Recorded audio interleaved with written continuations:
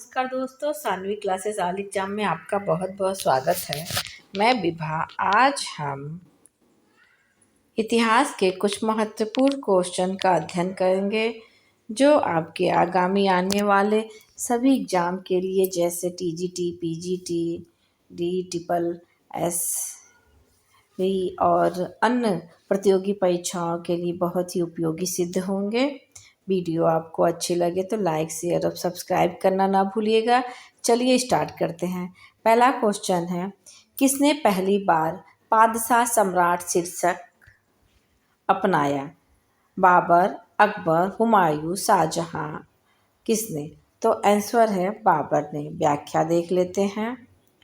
प्रथम मुगल शासक बाबर ने सर्वप्रथम बादशाह सम्राट की उपाधि धारण किया। मुगल चंगेज और तैमूर वंश के वंशज थे। मुगल तैमूर का वंशज होने पर गर्व का अनुभव करते थे। तैमूर ने 1398 में तुगलक वंश के शासक नासिरुद्दीन महमूद के समय दिल्ली पर आक्रमण किया। बाबर ने 1526 में पानीपत के युद्ध में इब्राहिम लोदी को पराजित कर भारत में मुगल वंश की नींव रखी थी।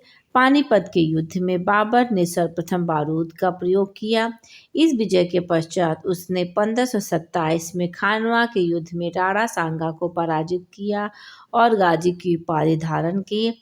राणा सांगा ने अफगानों के साथ मिलकर बाबर को भारत से बाहर भगाना चाहता था, किंतु उसकी यह योजना सफल नहीं हो पाई। खानवा के युद्ध को बाबर ने जिहाद घोषित किया। इसके बाद उसने चंदेली एवं घाघरा के युद्ध में भी विजय प्राप्त की। बाबर ने चगताई तुर्की भाषा में अपनी आत्मकथा बाबरनामा लिखा। ये क्वेश्चन पूछा जाता है, बाबर की आत्मकथा किस भाषा में है? तुर्की भाषा में है। मैडम बेवरीज ने सर्वप्रथम इसका अंग्रेजी में अनुवाद कराया। 27 अप्रैल 1526 को बाबर का नाम खुतबा में दर्ज किया गया और वह इसी दिन से भारत में मुगल वंश का प्रथम बादशाह बना था। मुगलों ने भारतीय शिल्पकारों को बारूद बनाने की तकनीक की शिक्षा सिखाई। नेक्स्ट है अगला क्वेश्चन, तैमूर के हमले के समय भारत में किस राजवंश का शासन था? लोधी वंश, तुगलक वंश, सैयद वंश, खिलजी वंश? आंसर है आपका तुगलक वंश। अगला क्वेश्चन है, खुतबा में बाबर का नाम कब शामिल किया गया? अभी ऊपर हमने इसकी व्याख्या पढ़ी है। 27 अप्रैल 1526 को। बाबर ने अपनी आत्मकथा किस भाषा में लिखी है? अभी मैंने आपको बताया था कि इसकी आत्मकथा तुर्की भाषा में लिखी है, जो कि बाबरनामा है। इसका आंसर होगा सी, तुर्की में। अगला क्वेश्चन है, पानीपत का प्रथम युद्ध किसके बीच लड़ा गया? बाबर और शेरशाह, बाबर और राणा प्रताप, अकबर और हेमू, बाबर और इब्राहिम लोदी? तो इसका आंसर होगा डी, बाबर और इब्राहिम लोदी।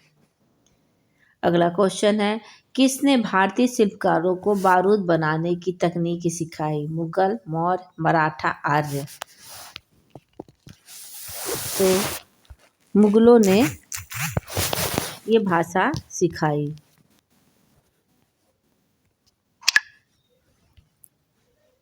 ये इसका उत्तर है। अगला क्वेश्चन है, निम्नलिखित में से कौन से युद्ध में बाबर ने जिहाद की घोषणा की और विजय के उपरांत गाजी की उपाधि धारण की? भीरा का युद्ध, खानवा का युद्ध, पानीपत का युद्ध, घाघरा का युद्ध? तो ये होगा खानवा का युद्ध। इस सब की व्याख्या मैंने ऊपर पढ़ी थी। अगला क्वेश्चन है, बाबर को मेवाड़ के राणा सांगा से लड़ने का दृढ़ संकल्प क्यों था?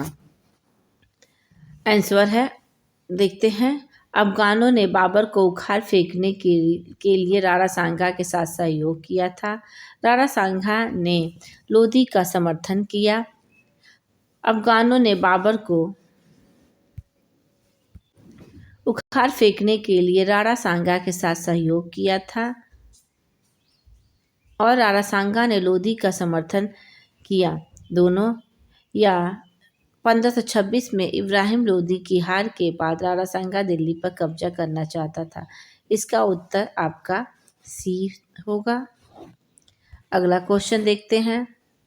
अकबर की उम्र कितने वर्ष की थी? अब अकबर की उम्र जब वो बादशाह बना था तो उसकी उम्र मात्र 13 वर्ष 6 महीने की थी। व्याख्या देख लेते हैं। हुमायूं की मृत्यु के पश्चात 14 फरवरी 1556 ईस्वी को कलानौर गुरदासपुर में 13 वर्ष 6 माह की उम्र में अकबर का राज्याभिषेक किया गया। इस समय अकबर का संरक्षक बैरम खां था। बैरम खां के नेतृत्व में मुगल सेना ने पानीपत के द्वितीय युद्ध जो 1556 में हुआ था हेमू को पराजित किया था। आगरा में अकबर ने फतेहपुर सीकरी का निर्माण करवाया और उसे मुगल साम्राज्य की राजधानी बनाया।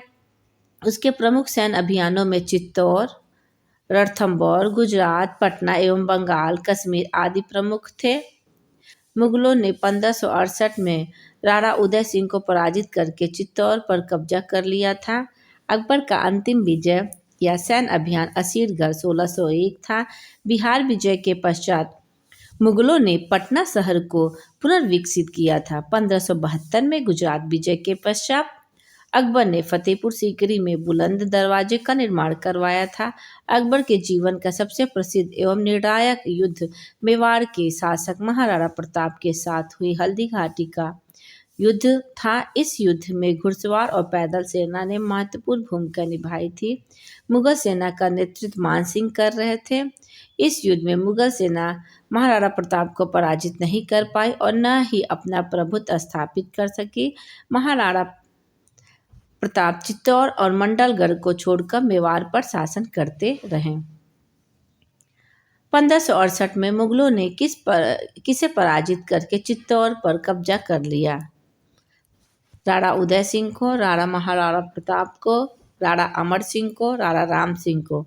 तो आंसर है राणा उदय सिंह को। ऊपर मैंने व्याख्या पढ़ा था। बुलंद दरवाजे का निर्माण, अगला क्वेश्चन है, बुलंद दरवाजे का निर्माण अकबर द्वारा फतेहपुर सीकरी में किस लिए किया गया था?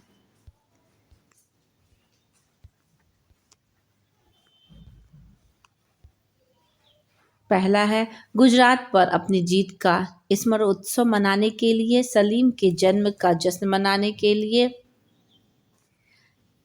अंबर के साथ अपने गठबंधन और अंबर राजकुमारी के साथ उसके विवाह का जश्न मनाने के लिए, शासन के 25 वर्ष पूरे होने का स्मरणोत्सव मनाने के लिए, या शासन के 25 उत्सव मनाने के लिए। तो इसका उत्तर आपका ए होगा, गुजरात पर अपनी जीत का स्मरणोत्सव मनाने के लिए। अगला क्वेश्चन है, अकबर का अंतिम विजय कौन सा था? असीरगढ़ था, जो 1601 में हुआ था। अगला क्वेश्चन है, हल्दी घाटी की लड़ाई मुगलों के लिए एक निष्फल प्रयास क्यों थी? मेवाड़ पूरी तरह से अधीन नहीं था। राणा प्रताप चित्तौड़ और मंडलगढ़ को छोड़कर बाकी मेवाड़ पर शासन करते रहे। केवल राणा प्रताप का गौरव घायल हुआ था। मेवाड़ पूरी तरह से अधीन नहीं था। राणा प्रताप चित्तौड़ और मंडलगढ़ को छोड़कर बाकी मेवाड़ पर शासन करते रहे। ये दोनों डी आपका उत्तर सही होगा। अगला क्वेश्चन है, सेना के किस हिस्से ने हल्दी घाटी की लड़ाई में महत्वपूर्ण भूमिका निभाई?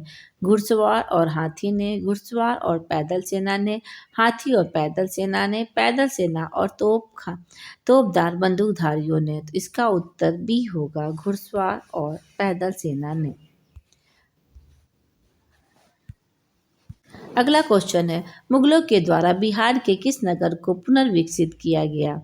मुंगेर, बोधगया, पटना। उपयुक्त में से एक से अधिक या उपयुक्त में से कोई नहीं। उत्तर होगा पटना। अगला क्वेश्चन है, किस राजा ने अली कुली सैबानी को खान ए जन्म का खिताब दिया था? बाबर, हुमायूं, अकबर और जहांगीर। तो बाबर। व्याख्या देख लेते हैं। 1556 ईस्वी में पानीपत के द्वितीय युद्ध में अली कुली सैबानी ने मुगल सेना का नेतृत्व किया। उसके नेतृत्व में हेमू की सेना पराजित हुई और मुगल विजयी हुए। इस विजय से प्रसन्न होकर अकबर ने अली कुली सैबानी को खाने जन्म की उपाधि दी थी।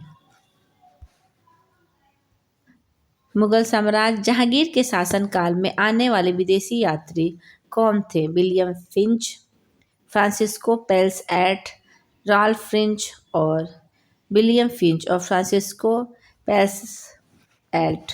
तो इसका उत्तर डी होगा, दोनों। व्याख्या देख लेते हैं। अकबर के पश्चात जहांगीर ने अकबर के सैन्य अभियान को आगे बढ़ाया। इसी समय मेवाड़ के सिसोदियो शासक ने मुगलों की अधीनता स्वीकार की। उसके समय William French, Francisco Albert, Hawkins Thomas Roe आदि विदेशी यात्री आए। जहांगीर अपनी माता का आदर करता था और उन्हें सम्मानजनक उपाधि हजरत से संबोधित करता था। यह उपाधि केवल महामहिम के लिए आरक्षित थी। उसने शासन बनते ही न्याय की जंजीर लगवाई और 12 अध्यादेश जारी किया। अगला क्वेश्चन है, अपनी मां के प्रति आदर प्रदर्शित करते हुए जहांगीर अपनी मां को निम्नलिखित में से किस सम्मान सूचक उपाधि से संबोधित करता था? वह सम्मान जो केवल महामहिम के लिए आरक्षित था। हजरत मरियम मकाने, मरियम उल जमानी और बिल्किस मकाने। तो इसका उत्तर ए था, हजरत। अगला क्वेश्चन है, मैंने अपने सभी प्रभुत्वों के आचरण के शासकों के रूप में 12 आदेश भी मनाए, यह किसने कहा? अकबर, जहांगीर, शाहजहां, औरंगजेब। तो ये जहांगीर ने कहा। अगला क्वेश्चन है, औरंगजेब की मृत्यु किस वर्ष हुई? 1700 ईस्वी में, 1701 में, 1717 में, 1707 में। तो इसका उत्तर होगा डी, 1707 में। शाहजहां के पश्चात औरंगजेब मुगल वंश का बादशाह बना। उसके समय किसानों के विद्रोह के साथ साथ जाट और सतनामियों ने विद्रोह किया था। उसके पुत्र अकबर के विद्रोह के पश्चात उसने अधिकांश समय दक्कन में व्यतीत किया। उसने 1686 में बीजापुर, 1687 में गोलकुंडा को मुगल साम्राज्य में मिला लिया। औरंगजेब मराठों पर नियंत्रण स्थापित करने के उद्देश्य से धन के वित्त पोषण के लिए बंगाल में राजस्व प्रशासन को सुव्यवस्थित करने का निर्णय लिया। वह एक कट्टर मुस्लिम शासक था। उसने सिख गुरु तेग बहादुर को मौत के घाट उतार दिया और उनके पुत्रों को जिंदा दीवार में चुनवा दिया। उसने संगीत, फारसी त्योहारों, नृत्य आदि पर रोक लगा दिया। यद्यपि वह कुशल वीणा वादक था। 1707 में उसकी मृत्यु के पश्चात बहादुर शाह प्रथम मुगल वंश का बादशाह बना। ये पूछता है औरंगजेब के बाद कौन मुगल बादशाह बना? तो बहादुर शाह प्रथम। और अंतिम मुगल बादशाह बहादुर शाह द्वितीय, जिसे जफर खां के नाम से भी जाना जाता है, बहादुर शाह जफर के नाम से। अगला क्वेश्चन है, औरंगजेब के शासनकाल के दौरान किसान कृषि पृष्ठभूमि के साथ ने विद्रोह किया। मराठों ने, जाट और सतनामियों ने, राजपूतों ने, सिखों ने। तो जाट और सतनामियों ने। औरंगजेब ने किसके खिलाफ धन के वित्त पोषण के लिए बंगाल में राजस्व प्रशासन की व्यवस्था सुव्यवस्थित करने के निर्णय लिए? मंगोलों, मराठों, सिखों और राजपूतों। तो मराठों। अगला क्वेश्चन है, मुगल सम्राटों राजकुमारों में से कौन एक वीणा वादक था? औरंगजेब। वह सिख गुरु कौन था जिन्हें औरंगजेब के शासनकाल में मौत के घाट उतार दिया गया? तो उपयुक्त में से इसमें से कोई नहीं होगा, क्योंकि गुरु तेग बहादुर थे। हर राय, हरकृष्ण, गोविंद सिंह। उपयुक्त में से एक से अधिक, उपयुक्त में से कोई नहीं। तो उपयुक्त में से कोई नहीं, क्योंकि हमने व्याख्या पढ़ा है भी है। गुरु तेग बहादुर थे और उनके दोनों बेटे थे। अगला क्वेश्चन है, निम्नलिखित में से अकबर की राजपूत नीति का मुख्य सिद्धांत क्या था? वैवाहिक संबंध स्थापित करना, राजपूत राजनीति को पूर्ण स्वायत्तता और राजपूतों के संरक्षण के अनुदान देना, मुगल सरकार के उच्च अधिकारियों के रूप में राजपूत प्रमुख की नियुक्ति, अन्य विकल्पों में से सभी। तो इसका सभी होगा, क्योंकि उसने सभी किया था। व्याख्या देख लेते हैं। अकबर ने राजपूतों के साथ वैवाहिक संबंध एवं युद्ध के माध्यम से अधीन कर नियंत्रण स्थापित करने का प्रयास किया। ओमेर के राजा भारमल ने स्वेच्छा से अकबर की अधीनता स्वीकारी और अपनी पुत्री का विवाह अकबर से कर दिया। जहांगीर की मां अंबर की राजकुमारी थी, शाहजहां की मां एक मारवाड़ की राजकुमारी थी। इस प्रकार के विवाह एक स्वैच्छिक गठबंधन थे जिसमें कोई दबाव नहीं डाला गया था। अकबर की राजपूत नीति का मुख्य सिद्धांत मुगल प्रशासन में उच्चाधिकारी के रूप में राजपूतों को नियुक्त करना था। राजपूत राज्यों में मेवाड़ ने मुगलों की अधीनता स्वीकार नहीं की थी क्योंकि उसकी शत्रुता अंबर राजाओं से थी और वे मुगलों से संधि करना अपमानजनक मानते थे। यद्यपि मेवाड़ की मुगलों से शत्रुता राणा सांगा के समय से थी, अकबर युद्ध के माध्यम से मेवाड़ को अपने अधीन नहीं कर सका। बाद में जहांगीर के समय मेवाड़ के सिसोदियों राजपूतों ने मुगलों की अधीनता स्वीकार कर ली।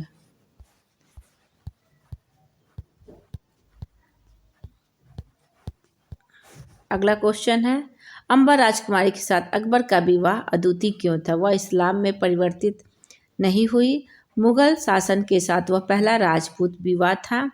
यह एक स्वैच्छिक गठबंधन था और मजबूरी का विवाह नहीं था।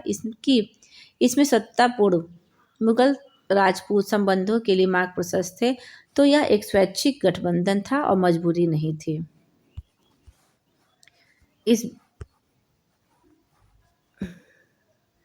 इस वीडियो का ये अंतिम क्वेश्चन है, मेवाड़ मुगल विरोधी क्यों थे? राणा सांगा के दिनों के ही उनके संबंध शत्रुतापूर्ण थे। मेवाड़ की अंबर से शत्रुता थी जो मुगलों के साथ संबंध रखता था। मेवाड़ ने मुगलों के साथ सहयोग करना अपमानजनक माना। अन्य विकल्पों में से सभी सही, तो अन्य विकल्पों में से सभी सही। इसी के साथ ये अंतिम क्वेश्चन भी खत्म होता है। इसका अगला पार्ट मैं अगले वीडियो में डालूंगी। तब तक के लिए धन्यवाद।